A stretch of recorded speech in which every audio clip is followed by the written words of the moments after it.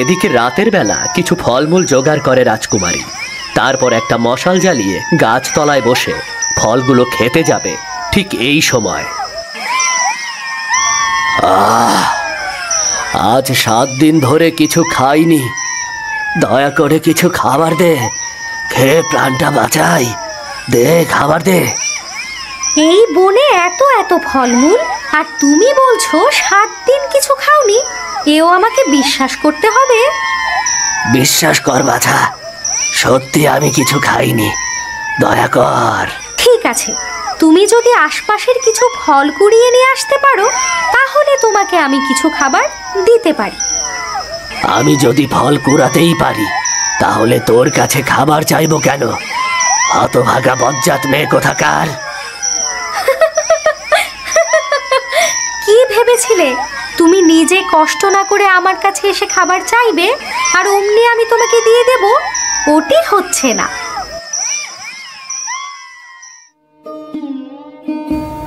ধুমগড় রাজ্যের রাজকুমারী মধুমতি যেমনই তার দুরন্তপনা তেমনই তার সাহসিকতা। ঘোড়া নিয়ে সে বাঘের গতিতে বনের ভেতরে ছুটে চলে। এমনই একদিন, উফ, আজকে একটা শিকারও চোখে পড়ছে না। বুঝলাম না বনের সব পশু পাখি কি গায়েব হয়ে গেল নাকি? আমাকে আরো গভীরে যেতে হবে, শিকার না করে আমি খালি হাতে ফিরবই না। মধুমতি ঘোড়া ছুটিয়ে আরো বনের গভীরে চলে যায়। এদিকে গভীর বনে 2 ডাকাতের হাতে ধরা পড়ে এক বুড়ি। ছেড়ে দে, ছেড়ে দে আমাকে, আমার কাছে কিচ্ছু নেই, আমাকে যেতে দে। একদম মিথ্যা কথা বলবি না বুড়ি, তাহলে এখানেই শেষ করে ফেলে দেব। ভালোই ভালোই যা কিছু আছে সব দিয়ে দে। বলছি তো আমার কাছে কিচ্ছু নেই, আমি বুড়ো মানুষ, আমার কাছে কি আর কারি কারি ধন সম্পত্তি থাকবে? তার মানে তুই আমাদেরকে দিবি না? তাহলে দেখ আমরা তোর কি হাল করি, দেখ। বাঁচাও, কে আছো, আমাকে বাঁচাও। মনে হলো কেউ একজন চিৎকার করছে। কে? তার মানে কি এই গভীর বনে কেউ বিপদে পড়েছে? না না, আমার আর এক মুহূর্ত দেরি করা চলবে না, এখনই গিয়ে মানুষটাকে বাঁচাতে হবে। রাজকুমারী মধুমতি শব্দ লক্ষ্য করে ঘোড়া ছুটিয়ে দেয়। একটু খোঁজাখুঁজি করতেই সে দূর থেকে বুড়িকে দেখতে পায়। মনে হচ্ছে বনের ভেতর এক বুড়ি পড়ে আছে। কে আছো, আমাকে বাঁচাও, ওরা আমাকে মেরে ফেললো। মধুমতি ঘোড়া ছুটিয়ে তাড়াতাড়ি বুড়ির পাশে গিয়ে দাঁড়ায়। ঠিক তখনই ডাকাত দুটো দৌড়ে পালায়। বুড়ির বুক থেকে ফিনকি দিয়ে রক্ত ঝরছে। ওই তো ডাকাত দুটো পালিয়ে যাচ্ছে, মনে হচ্ছে ওরাই বুড়িকে জখম করেছে। আজ তো ওদের হচ্ছে। না বাছা না, আমাকে একা ফেলে যাস নে, আমার কথা মন দিয়ে শোন। নরম গলায় বুড়ির কথা শুনে মধুমতি আর যেতে পারল না। সে ঘোড়ার পিঠ থেকে নেমে বুড়ির পাশে বসল। তোমার খুব কষ্ট হচ্ছে তাই না বুড়িমা? চলো আমি তোমাকে নিয়ে রাজবাড়িতে যাব, তোমাকে বাঁচাবো। না রে বাছা, আমি আর বাঁচব না, আমার সময় ফুরিয়ে এসেছে। মৃত্যুর আগে তোকে কিছু কথা বলতে চাই। হ্যাঁ বলো বুড়িমা, তুমি আমাকে কি বলতে চাও? নে, আমি তোকে একটা জাদুর নেকলেস দিলাম, সব সময় এটাকে নিজের সাথে রাখবি। এ দিয়ে কি হবে বুড়িমা? এই নেকলেস তোকে সব বিপদ আপদ থেকে বাঁচাবে।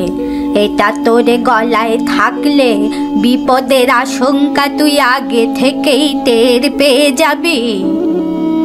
তারপর মধুমতির হাতে সেটাকে দিয়ে চোখ বুজে। বুড়িমা, আমি তোমাকে বাঁচাতে পারলাম না, কিন্তু তোমার কথা মতো এই নেকলেস আমি অবশ্যই আমার গলায় পরব। মধুমতির বাবা ছিল খুবই প্রতাপশালী রাজা। দিকে দিকে ছিল তার নাম ডাক, কিন্তু রাজার একটাই দুঃখ, তার কোনো পুত্র সন্তান নেই। মহারাজ, আপনি কি কোনো কারণে বিচলিত? হ্যাঁ রানী, কিছুদিন যাবত আমার একটা বিষয় নিয়ে খুবই চিন্তা হচ্ছে। কি নিয়ে এত দুশ্চিন্তা করছেন মহারাজ? আমাকে খুলে বলুন। আমাদের কোনো পুত্র সন্তান নেই রানী। আমাদের অবর্তমানে কে এই রাজ্য চালাবে? কেন মহারাজ, আমাদের রাজকুমারী মধুমতিকে নিয়ে কি আপনার সন্দেহ আছে? আমি জানি যে আমাদের রাজকুমারী খুবই সাহসী ও শক্তিশালী, কিন্তু তারপরে একটা পুত্র সন্তান থাকলে আমি নিশ্চিন্ত হতে পারতাম। এটা আপনার ভুল ধারণা মহারাজ। আমাদের রাজকুমারী মধুমতি কোনো অংশে একটি পুত্র সন্তানের থেকে কম নয়। আমি তোমার কথা মানতে পারলাম না রানী। তাহলে আপনি রাজকুমারী মধুমতির একটি পরীক্ষা নিয়ে নিন। যদি রাজকুমারী মধুমতি এই পরীক্ষায় উত্তীর্ণ হতে পারে, তাহলে সেই হবে এই রাজ্যের যোগ্য উত্তরাধিকারী। আমি অবশ্যই রাজকুমারী মধুমতির একটা পরীক্ষা নেব। এই রাজ্যের মন্ত্রীর আদিত্য নামে এক ছেলে ছিল। সে যেমনই অসৎ তেমনই লোভী। জন্মের পর থেকেই সে মধুমতিকে বিপদে ফেলার চেষ্টা করত। তুমি যত বড়ই শক্তিশালী হও না কেন মধুমতি, আমার হাত থেকে তুমি নিস্তার পাবে না। তোমাকে সরিয়ে দিয়ে এই রাজ্যের রাজা হব আমি।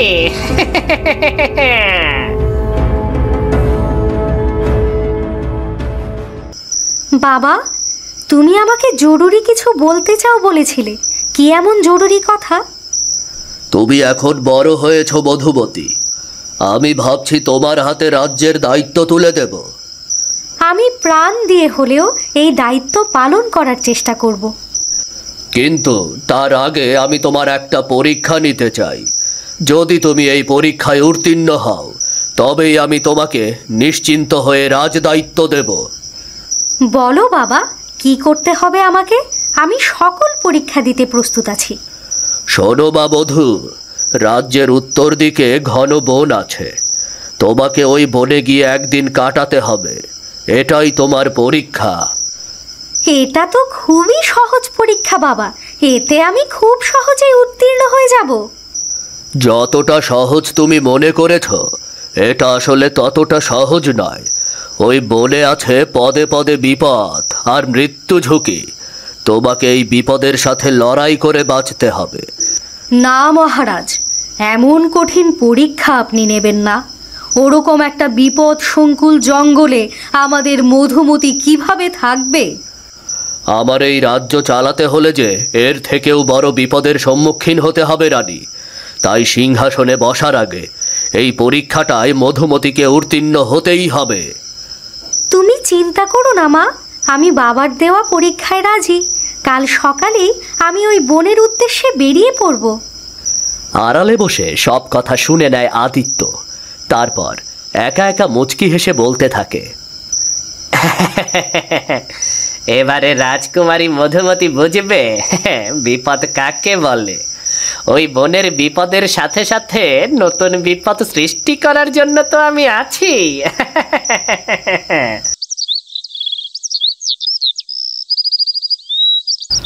পরদিন খুব সকালে রাজকুমারী মধুমতি রাজবাড়ি থেকে বেরিয়ে যায়। তারপর রাজ্য ছেড়ে এক সময় প্রবেশ করে সেই ঘন বিপদ সংকুল জঙ্গলে। যে করেই হোক আমাকে একটা দিন এই বনে কাটাতেই হবে। যত বিপদ আসুক আমি মোকাবিলা করব। এদিকে প্রতিবারের মতো এই দিনেও রাজকুমারী মধুমতিকে অনুসরণ করতে করতে বনের ভেতর এসে পৌঁছেছে আদিত্য। রাজকুমারীর অনেক পেছনে পেছনে আদিত্য হাঁটছে। এভাবে পেছনে হেঁটে গেলে মনে হয় না কিছুই করতে পারবো। শুরুতেই রাজকুমারী মধুমতিকে বিপদে ফেলে ভয় পাইয়ে দিতে হবে। আর এর জন্য আমাকে যেভাবেই হোক রাজকুমারী মধুমতির অনেকটা সামনে যেতে হবে। রাজকুমারী নিশ্চয়ই অনেকটা পেছনে আছে, কিন্তু সেই পথ দিয়ে যাবে। আমাকে এই পথের ওপরে কোনো একটা বাধা সৃষ্টি করতে হবে। যেমন ভাবা তেমন কাজ। আদিত্য কিছু বুনো কাটা এনে পথে সাজিয়ে রাখে। এবারে দেখি রাজকুমারী মধুমতি, তুমি এই বিপদ থেকে কিভাবে নিজেকে বাঁচাও।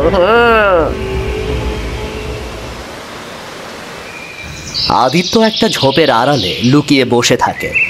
বেশ খানিক সময় পরে ওই পথে এসে পৌঁছায় রাজকুমারী মধুমতি। ঠিক তখন তার গলায় ঝোলানো সেই নেকলেসে নীল রং জ্বলে ওঠে। এ কি, হঠাৎ করে আমার গলায় ঝোলানো এই নেকলেসটায় নীল রং জ্বলে উঠলো কেন? তার মানে কি বুড়িমার কথা মতো সামনে কোনো বিপদ আছে? আমাকে এক্ষুনি চোখ কান খোলা রেখে চলতে হবে।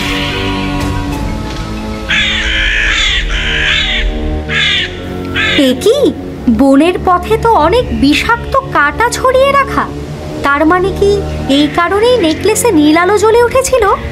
যাক, এ যাত্রা নেকলেস আমাকে বাঁচিয়ে দিল।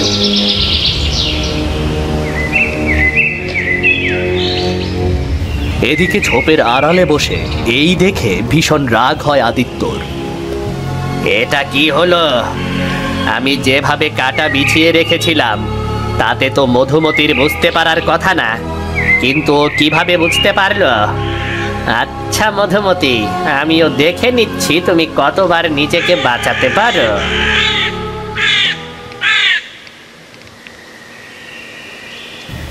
ও ঘুমে, শীতে ঠান্ডায় আমার খুব কষ্ট হচ্ছে। দয়া করে আমাকে একটু সাহায্য করে আমার প্রাণটা বাঁচা। আপনি একদম চিন্তা করবেন না, আমি তো আছি। আমি আমার সর্বোচ্চ দিয়ে আপনাকে সাহায্য করব। এই নিন, আপনি আমার চাদরটা রাখুন। তুই অনেক ভালো মেয়ে, সৃষ্টিকর্তা তোর অনেক মঙ্গল করুক। দেখবি একদিন তোর সকল মনের ইচ্ছা পূর্ণ হবে। মধুমতি লোকটার থেকে বিদায় নিয়ে আবার হাঁটতে শুরু করে। এদিকে আদিত্য অনেকটা সামনে। এবারে দেখব রাজকুমারী মধুমতি, এই বিষাক্ত সাপের ছোবল থেকে তুমি কিভাবে বেঁচে ফেরো।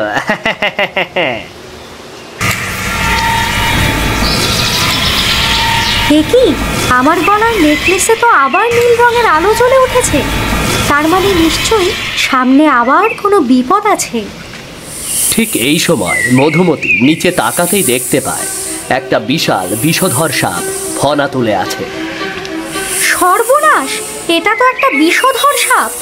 আমার গলায় নেকলেসটা না থাকলে তো এতক্ষণে এই সাপ ছোবল দিয়ে আমাকে মেরে ফেলতো। দাঁড়াও সাপ, এক্ষুনি তোমাকে শেষ করছি। এই বলে মধুমতি তার কোমরের খাপ থেকে তলোয়ার বের করে এক কোপে সাপটিকে দুই খণ্ড করে ফেলে। ঝোপের আড়াল থেকে এই দৃশ্য দেখে ভীষণ রেগে ওঠে আদিত্য। এবারে বুঝতে পেরেছি, রাজকুমারী মধুমতির গলায় ঝোলানো ওই নেকলেসে নিশ্চয়ই কোনো আশ্চর্য ক্ষমতা আছে। এর জন্যই আমি রাজকুমারী মধুমতিকে যতই বিপদে ফেলার চেষ্টা করি, সে আগেই টের পেয়ে যায়।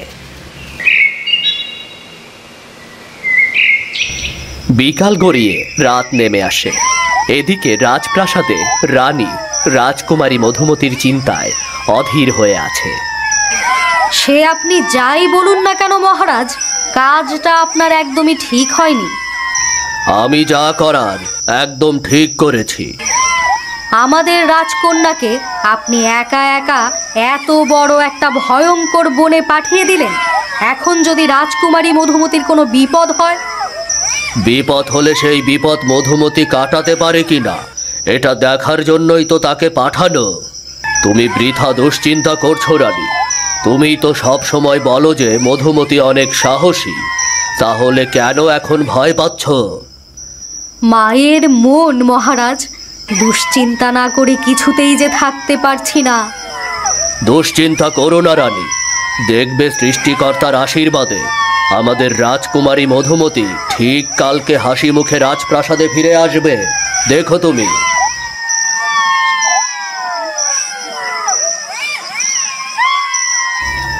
এদিকে রাতের বেলা কিছু ফলমূল জোগাড় করে রাজকুমারী। তারপর একটা মশাল জ্বালিয়ে গাছতলায় বসে ফলগুলো খেতে যাবে। ঠিক এই সময় আজ 7 দিন ধরে কিছু খাইনি, দয়া করে কিছু খাবার দে, খেয়ে প্রাণটা বাঁচাই, দে খাবার দে। এই বনে এত এত ফলমূল, আর তুমি বলছো 7 দিন কিছু খাওনি? এও আমাকে বিশ্বাস করতে হবে? বিশ্বাস কর বাছা, সত্যি আমি কিছু খাইনি, দয়া কর আমাকে কিছু খেতে দে। ঠিক আছে, তুমি যদি আশপাশের কিছু ফল কুড়িয়ে নিয়ে আসতে পারো তাহলে তোমাকে আমি কিছু খাবার দিতে পারি। আমি যদি ফল কুড়াতেই পারি তাহলে তোর কাছে খাবার চাইবো কেন? হতভাগা বজ্জাত মেয়ে কোথাকার। কি ভেবেছিলে তুমি নিজে কষ্ট না করে আমার কাছে এসে খাবার চাইবে আর অমনি আমি তোমাকে দিয়ে দেব? ওটি হচ্ছে না।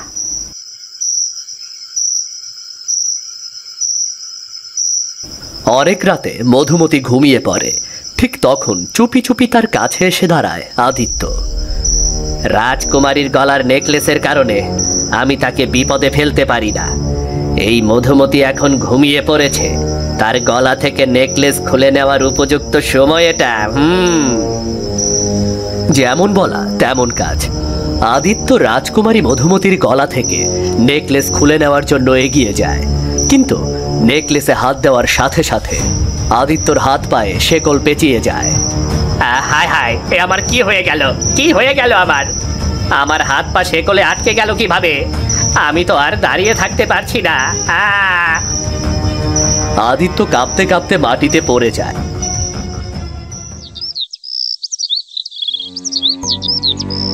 পরদিন সকালে মহারাজার রানী এসে ওই বনে মধুমতির পাশে উপস্থিত হয়। দেখো বাবা, আমি পরীক্ষায় উত্তীর্ণ হয়েছি। তোমার কথা মতো আমি একটা দিন এই বনে কাটাতে পেরেছি। আমি জানতাম আমার মেয়ে অবশ্যই এই পরীক্ষায় উত্তীর্ণ হবে। আমি একজন কুচক্রী লোককেও বন্দি করেছি, একে শাস্তি দেওয়ার ব্যবস্থা করো। আমি আগে থেকেই জানতাম যে আদিত্য তোমার ক্ষতি করতে চায়। আসলে আমার এই পরীক্ষাটাই ছিল এটা জানার জন্য তুমি কিভাবে আদিত্যকে মোকাবেলা করো, আর এই কাজে তুমি সফল হয়েছো। মহারাজ, দয়া করুন, আমাকে শাস্তি দিবেন না মহারাজ। আমি আর কখনো রাজকুমারী মধুমতির ক্ষতি করার চেষ্টা করব না। শাস্তি তো তোমাকে আগেই পেতে হতো আদিত্য, শুধু এই দিনটার অপেক্ষায় ছিলাম। যেদিন মধুমতি নিজে তোমাকে ধরবে সেদিনই তোমার শাস্তি হবে। এবারে তাহলে আমাদের রাজকুমারী মধুমতির রাজা হতে আর কোনো বাধা নেই। হ্যাঁ রানী, আমি এবারে নিশ্চিন্ত। রাজার রানী সসম্মানে রাজকুমারী মধুমতিকে রাজপ্রাসাদে ফিরিয়ে নিয়ে গেল। আদিত্যর অপরাধের উপযুক্ত বিচার হলো, আর শীঘ্রই রাজকুমারী মধুমতি সিংহাসনে বসে সুখে শান্তিতে রাজ্য চালাতে লাগলো।